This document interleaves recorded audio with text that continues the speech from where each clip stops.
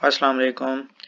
बिस्मिल्लाहिर्रहमानिर्रहीम। ये application form है। जो वीडियो का टॉपिक ये है कि मैक्स स्कॉलरशिप के लिए एक एप्लीकेशन फॉर्म यूज़ किया जाता है। अमूमन ये आपको वेबसाइट पे भी मिल जाएगा किसी भी यूनिवर्सिटी में जब आप मैक्स स्कॉलरशिप के लिए अप्लाई कर रहे होते हैं, या दूसरा ये मैक्स स्कॉलरशिप एम्बेसी ट्रैक के लिए भी ये यूज़ होता है। दोनों के लिए यूज़ होता है, यूनिवर्सिटी ट्रैक और एम्बेसी ट्रैक के लिए ये यूज़ होता है।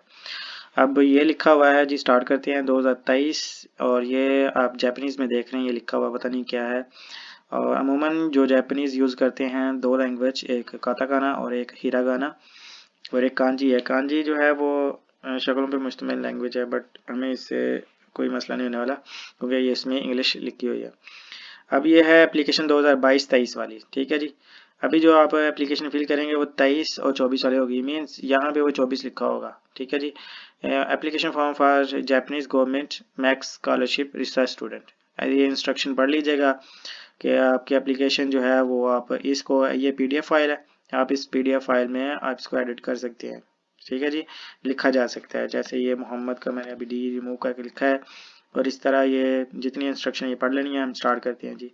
सबसे पहले आपने अपना नाम लिखना है जी, मोहम्मद लिख लिया आपने। फिर आपने यहाँ पे लिखना है जी अवैस, जो मीन्स यहाँ पे आप बड़ा केयरफुली आप रहेंगे कि आपके दो नाम है, दो मतलब कईयों का नाम होता है मोहम्मद अवैस खान, तो और जो उस हिसाब से होगा वो इस मिडल में आ जाएगा, ठीक है जी।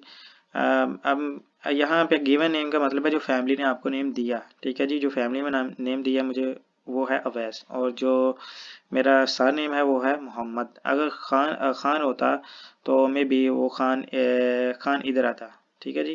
खान, खान। अब नेक्स्ट देखते हैं। नेक्स्ट उर्दू में नेटिव लैंग्वेज जो हमारी है वो उसके उसमें लिखना है, उसमें भी आप लिख सकते हैं, बिल्कुल इजी है। मोहम्मद अवैस। अब यहाँ पे उर्दू लिखना आपका मुश्किल है, आप गूगल ट्रांसलेटर यूज़ करके उधर से कॉपी पेस्ट करके इधर और इधर लिख सकते हैं। अब जेंडर पे आते हैं। जेंडर है मेल और फीमेल, आप देख लीजिएगा, मेडिकल स्टेटस देख लीजिएगा। और नीचे चलते हैं, ये नेशनैलिटी जी पाकिस्तानी है, ठीक है जी। जापानीज़ लैंग्वेज हमें नहीं आती, हमने नो टिक कर दिया है, ठीक है जी। यस का बॉक्स ये है। और आगे कुछ भी नहीं आपने लिखना क्योंकि आती कोई नहीं है, तो इस वजह से हमने इसको नहीं फिल करना। Date of birth, date of birth जो है वो आपने लिख लेनी है जी। या अमूमन जापानीज़ में पहले ईयर फिर मंथ और इधर डेज यूज़ होता है। अमूमन ये यूज़ होता है, इधर भी जो डॉक्यूमेंट्स में यूज़ करते हैं ना ज़्यादातर यही यूज़ करते हैं। और इस डेट तक आपने देख लेना है कि आपकी एज कितनी बनती है, तो 24 बन रही है तो मैंने 24 लिख दी। अब ये पिक्चर का जो मामला है ना, अब पिक्चर आप इधर नहीं लगा सकते जब आप एडिट कर रहे होगे, नहीं। जब आपने सारा फॉर्म फिल कर लेना है ना, तो लिखना है पीडीएफ एडिट ऑनलाइन, तो वहाँ पे जाकर अपनी पिक्चर जो है ना इधर पोस्ट कर देनी है, ठीक है जी। इसमें इतना मसला नहीं है, तो इसमें ज़्यादा टाइम ज़ाया करने की ज़रूरत नहीं है क्योंकि ये आती नहीं है तस्वीर, ठीक है जी। पीडीएफ में आपको ये सारा फॉर्म फिल करने के बाद ऑनलाइन एडिट पीडीएफ फाइल में ये अपलोड करेंगे, वहाँ पे अपनी तस्वीर लगा सकते हैं। अब जी करंट एड्रेस है हमारा ये है जी, आप जो भी लिख सकते हैं यहाँ पे सर्कुलर रोड, बस अपना एड्रेस लिखना है क्योंकि इन्होंने बॉक्स दिया हुआ है कि आप किस सिटी में रहते हैं जी। आप अगर फैसलाबाद में रहते हैं, आप लाहौर में रहते हैं, आप किसी और प्रोविंस के किसी सिटी में रहते हैं तो आप लिख सकते हैं। और कंट्री हमारा पाकिस्तान है जी, ये लिखा है। आगे चलते हैं जी। कहता है जी if resident in Japan what is your current. कहता है कि आप जापान में रहते हैं, करंट कोई है तो, या कोई वीज़ा स्टेटस मतलब उधर है नहीं, और हमारा कोई भी नहीं है तो नील कर देना आपने इसको। तो यहाँ पे परमानेंट एड्रेस है जी, permanent sorry your address before departure for Japan, so इसको भी आपने नो कर देना क्योंकि हमारा कोई रेजिडेंस नहीं है इधर रहने का जापान आने से पहले, तो इसको भी आपने छोड़ देना है ये, ठीक है जी। इससे हमारा कोई लेना देना नहीं है।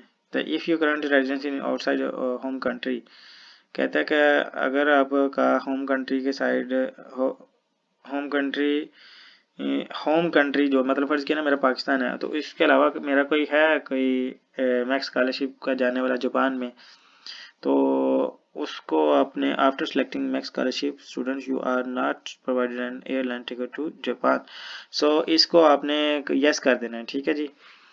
और दूसरा यहाँ पे जो बंदा रह रहा है, जो आपका गारंटर है, मतलब यहाँ पे उसका लिखा हुआ है, आप वो लिख सकते हैं। ठीक है जी। और एक मिनट, ये कहाँ है।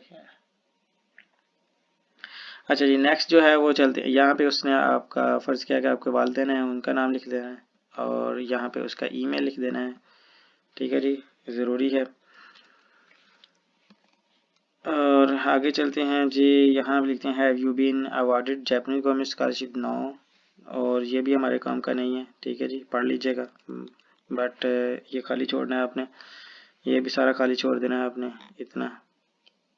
और इससे भी हमारा लेना देना कोई भी नहीं है, पढ़ लीजिएगा, क्योंकि वीडियो में शॉर्ट बनाना चाह रहा हूँ, क्योंकि पढ़ लीजिए, इससे भी हमारा कोई लेना देना नहीं है।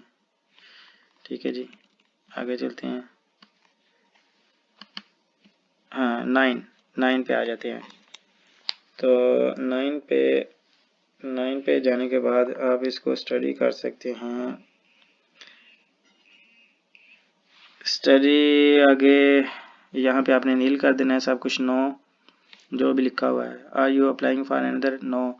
जापान में जापानी स्कॉलरशिप के अलावा, मैक्स स्कॉलरशिप के अलावा 2 स्कॉलरशिप और भी हैं, बल्कि डिफरेंट यूनिवर्सिटी के हिसाब से डिफरेंट है, बल्कि बहुत सारी हैं। जिस तरह मैक्स है ना, इस तरह एक जेस्पा है, और मे भी शायद एक और है, उसका नाम मुझे पता नहीं है। तो आपने नील कर देना है इसको। ठीक है जी, नो कर देना है जी, नो। सॉरी, ये यस किया हुआ है। If yes do you understand you must cancel etch. हाँ, कहता है कि अगर आप इस तरह की 2 स्कॉलरशिप पे अप्लाई कर रहे हैं तो वो स्कॉलरशिप कैंसिल हो जाएगी। ये बड़ी इंपॉर्टेंट बात है। अब इसमें थोड़ी मैं डिस्कशन करना चाह रहा हूँ। बाज़ दफ़ा मैंने पिछली वीडियो में भी कहा है कि आप 2 या 3 यूनिवर्सिटी से अपना एक्सेप्टेंस जो है वो चलाएं, यूनिवर्सिटी में प्रोफेसर के साथ प्रोसीड करें। उसकी वजह यह है कि जब आप एक सुपरवाइज़र के साथ प्रोसीड करते हैं ना, तो फ़र्ज़ किया कि आपका एंट्रेंस एग्ज़ाम फेल हो जाता है, तो इसका मतलब आप तो रिजेक्ट हो गए, आपके पास एक है। अगर आपके पास अगर आपके पास 2 या 3 सुपरवाइजर के साथ एप्लीकेशन प्रोसीड हो रही है, तो इसका मतलब आपका दूसरे के साथ सिलेक्ट हो जाएगा ऑटोमेटिकली। तो अगर फ़र्ज़ किया आप दोनों में सिलेक्ट हो जाती है, तो फिर आपने खुद जो है वो उसको कहना है कि मैंने आप इस यूनिवर्सिटी में दाखिला नहीं लेना, कोई इशू बता देना उसको। ठीक है जी, ताकि जब ये एप्लीकेशन जाती है ना मैक्स्ट में, यूनिवर्सिटी में सेलेक्ट होने के बाद एंट्रेंस एग्ज़ाम होता है, फिर रिजल्ट आता है, उसके तब आपने डिसाइड करना है, क्योंकि उसके बाद एप्लीकेशन जाती है मैक्स्ट में। तो मैक्स्ट में जब आपकी एप्लीकेशन जाएगी ना, ऑटोमेटिक आप ओवरलैप कर जाएगी, तो ओवरलैप करेगी तो पता चल जाएगा। ठीक है जी, तो लिहाजा 2 2 3 3 एप्लीकेशन चलाएं सही, पर इतना दिमाग यूज़ कर लीजिएगा। ओके जी, डिस्क्राइब द रिलेशन, नो, इधर आप पढ़ लीजिएगा। If you applying for scholarship, इसको नो कर दीजिएगा, जैसे जैसे मैंने फिल किया है वो कर लीजिएगा। अब यहाँ पे एकेडमिक रिकॉर्ड हमने मेंशन करना है, ये उसकी हदायत है। ठीक है जी। अच्छा, ये पार्ट बड़ा इंपॉर्टेंट है, बहुत सारे लोगों को ये समझ नहीं आता। प्राइमरी एजुकेशन है जी, प्राइमरी एजुकेशन। अब प्राइमरी एजुकेशन मैंने स्टार्ट किया जी 2022 से 2017, ये बन रहा है तकरीबन 5 ईयर। तो यहाँ पे आपने मेंशन करना है 5 ईयर ऑफ स्टडी। तो आपने यहाँ पे मंथ और ईयर मंथ, ठीक है जी, उसको एस्टिमेट कर लेना है कि ये कितना बन रहा है। तो इधर 5, असल में हमने ना टोटल, अब मैंने पीएचडी के लिए अप्लाई किया था, टोटल मेरा ना 18 ईयर एजुकेशन, 18 यानी 18 ईयर एजुकेशन बननी चाहिए मिनिमम। ज़्यादा भी बन सकती है, क्योंकि एमफिल लेट हो सकता है, या बीएस में कुछ मसाले आ सकते हैं। ठीक है जी, ये देखिए जी, अब टोटल मेरे 5 हो गए। अब यहाँ पे इधर 5, इधर 2, ये आपने ना टोटल, आप मैं दिखाता हूँ आपको। ये टोटल हमने 18 किए हुए इधर। ठीक है जी, ये तो ये किस तरह करना है, ये आप पे डिपेंड करता है। अब मसला ये आता है कि प्राइमरी जो है वो आपको पता तो होता है कि हमने 5th क्लास कब की, और 10th क्लास कब की, 12 कब की, बीएस कब किया, और एमफिल कब किया। बट मसला ये आ रहा होता है कि आपको एंडिंग डेट का पता होता है। यानी फ़र्ज़ किया ना कि मैंने 2000 के कब 2012 में मैट्रिक किया। अब मुझे 12 का पता है, इधर इधर इधर ही लिखा हुआ है, ये 12 का किया हुआ।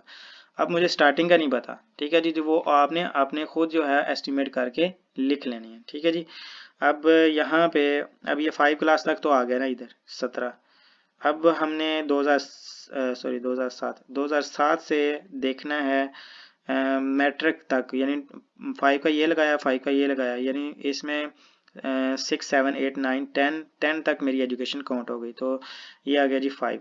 ठीक है जी, 5 ईयर ये हो गया। ये बड़ा मैटर करता है ये रिमार्क में, grade 6 to 10 next 5 year of education. Okay जी, ये इस तरह आप लिख लीजिएगा। और अब नेक्स्ट जाते हैं हम, नेक्स्ट जाते हैं जी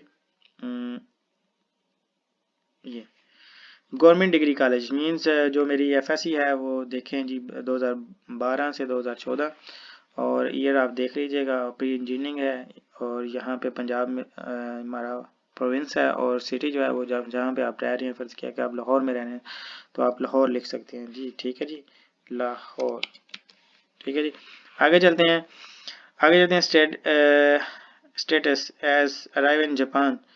तो कंप्लीट मींस ये डिग्री जो है हमारी कंप्लीट है। ठीक है जी, ये कॉलम पिछले में नहीं था, यानी पिछले जो कॉलम है उसमें नहीं था, आप देख लीजिएगा। क्यों? क्योंकि मैक्स स्कॉलरशिप एफएससी के बाद भी मिलती है ना, और बीएस के बाद भी मिलती है, और एमफिल के बाद भी मिलती है, उसके डिफरेंट प्रोसेस हैं। तो ये कॉलम आप तीनों में नजर आएंगे। ठीक है जी, ये वाला कॉलम। ठीक है जी, इसमें आप कर लेना। अभी करें नेक्स्ट 2 ईयर, ये जी लिखा जी next 2 year of education grade 11 12 जो हमने ऊपर मेंशन की, ये लिख दी। अब जी ये मेरा बीएस है, यूनिवर्सिटी ऑफ एजुकेशन लाहौर, ये मैथमेटिक्स, और पंजाब लाहौर, ये आपने मेंशन कर लेना है जी। क्या दौरानिया था 2014 से 2018, और कितना ये बना था दौरानिया 4 ईयर का। ठीक है जी, टोटल लिख लिया जी। आगे चलते हैं। यहाँ पे लिखा है कि जी अराइव इन जापान, तो यहाँ other field the deal is remark. ठीक है जी, मेरे ख्याल में यहाँ पे होना चाहिए, हाँ यहाँ पे आपने withdrawal, sorry, other fill in detail in remark column. ठीक है जी, ये आपने लिखना है। जब आप ये टिक करोगे तो फिर ये कॉलम में आप ऐड कर दोगे bachelor of science BS in mathematics. ठीक है जी, हमारी बैचलर कंप्लीट है, हमने इसको टिक कर दिया। आगे चले जी, आगे चलते हैं। तो ये लास्ट कॉलम आ गया जी हमारा एमफिल का। यूनिवर्सिटी ऑफ ये यूनिवर्सिटी का नेम है, और ये हमारा डिपार्टमेंट का नेम है जी, पंजाब है, और ये सिटी है जिससे हम जिधर से हमने किया, यानी जिधर ये यूनिवर्सिटी थी, और 2019 में किया, 2022 में एंड हुआ, और ये 2 ईयर काउंट हुआ। अब ये देखें जी, आप इसको काउंट कर सकते हैं। मैं टोटल काउंट करने लगा हूँ। ये देखें जी, ये वाला 5, और फिर ये वाला 5 10, और फिर ये वाला 2, सॉरी ये वाला 2 कितना हो गए 12, और ये वाला 4 12 16, और ये 2 क्या हो गया 18, यानी 18। तो ये 18 आ गया जी आपका। ठीक है जी, आगे चलते हैं जी। और यहाँ पे जब आप फिल करते हो, मतलब ये भी कंप्लीट है और ये भी कंप्लीट है, मास्टर लेवल एंड, और फिर हमने रिमार्क में लिखना है। रिमार्क में आपने अपनी डिग्री का टाइटल लिखना है, master of philosophy in applied mathematics. अच्छा, एक चीज़ आपने बड़ी ख्याल रखनी है, यहाँ पे आपने एब्रीवेशन यूज़ नहीं करना है, जैसे एम फिल यूज़ करते हैं, जिस तरह आप बीएस यूज़ करती हैं, नहीं, आप उसको प्रॉपर लिखेंगे, bachelor of science in mathematics, master of philosophy in applied mathematics. तो ये चीज़ आपने लाजमी रखनी है, क्योंकि मैनी टाइम जो है ना एप्लीकेशन जो है सो प्रोजेक्ट चेक करता है और दोबारा आपको वापस भेजता है कि ये गलती है, इसको सही करो। अब ये बड़ा इंपॉर्टेंट है कि field of specialization in past. ठीक है जी, आपने अपने माजी में क्या इंटरेस्ट रखते थे फील्ड में, वो लिखनी है। तो यहाँ पे field of specialization study in past, mathematical analysis, mechanics, ये सारी फील्डें हैं।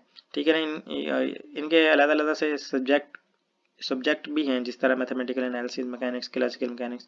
तो ये लिखना है। तो मोर ओवर जो है वो आप लिखने के मोर प्रिसाइजली इन मास्टर में मैं ये करता रहा हूँ। तो इसको बड़े क्लियर अंदाज में आपने लिखना है, ऐसे नहीं फेंक देना कि मैकेनिक्स क्लासिकल ये आपने लिख देना, नहीं, इसको ज़रा प्रॉपर वे में लिखना है। Field of specialization study in past, more precisely in my master thesis I study the following field, numerical solutions of non linear partial differential equation. ये सारी चीज़ें बड़ी इंपॉर्टेंट हैं जी। ठीक है जी, आपने इसको जेल में रखना है। आगे चलते हैं जी।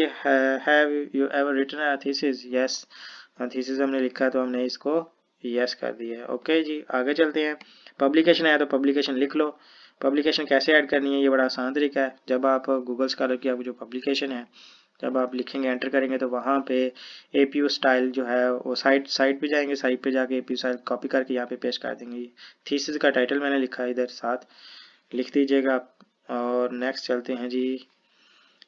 ये हमारे कोई काम का नहीं है, पढ़ लीजिएगा। The first course of the plan, ये भी सॉरी हाँ, क्या आपका प्लान क्या है यहाँ पे जापान में आने का जी। डॉक्टर डिग्री है और कहता है कि term wish to study in Japan. तो मैं मतलब इसमें ये पूछना चाहता है कि आप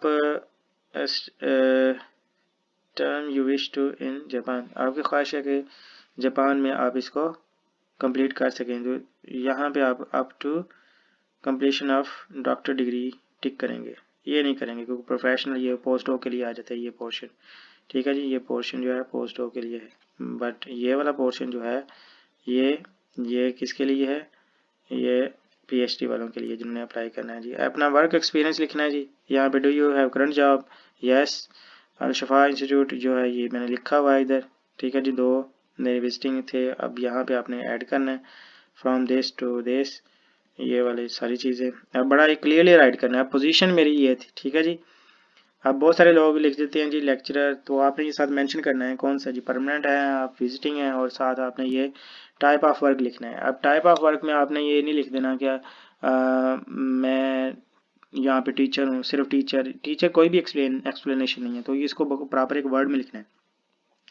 यानी मेरा वर्क क्या था इस जॉब में, तो मेरा वर्क था मैनेजिंग और department of mathematics, time tables and some other things. ठीक है जी, इसी तरह इसको लिखना आई टीच 2 सब्जेक्ट, ठीक है, मॉडलिंग सिमुलेशन एंड देन ये वाली सारी चीज़ें। ठीक है जी, ओके आगे चलते हैं जी। एंड पे ये लैंग्वेज का है, आपको इंग्लिश में ये 3 कर देना सबको, और हमारी लेटिन नेटिव लैंग्वेज जो है वो उर्दू, उसको भी 3 कर देना। ये ग्रेड मेंशन हुए हैं 3 2, तो ये आपने इस तरह सिमिलर मेरी तरह कर देना है। उस जो खाने खाली छोड़े हुए हैं उसको डब्बे जो है वो खाली रहने दें। अब ये है जी guarantor, person notify have currently इनके, यानी आपकी कंट्री में आप पाकिस्तान है ना, पाकिस्तान में आपने किसी का रेफरेंस दे देना है। अब मैंने तो अपने ब्रदर का दिया हुआ है। ठीक है जी, ये उसकी सारी इन्फॉर्मेशन है, लिख लीजिएगा। एंड पे जो लास्ट जो एप्लीकेशन है जी, ये आपने इसको टिक करना है और जिस डेट को आपने भेजना है वो डेट एंटर कर देनी है इधर, ईयर मंथ और 5 डे।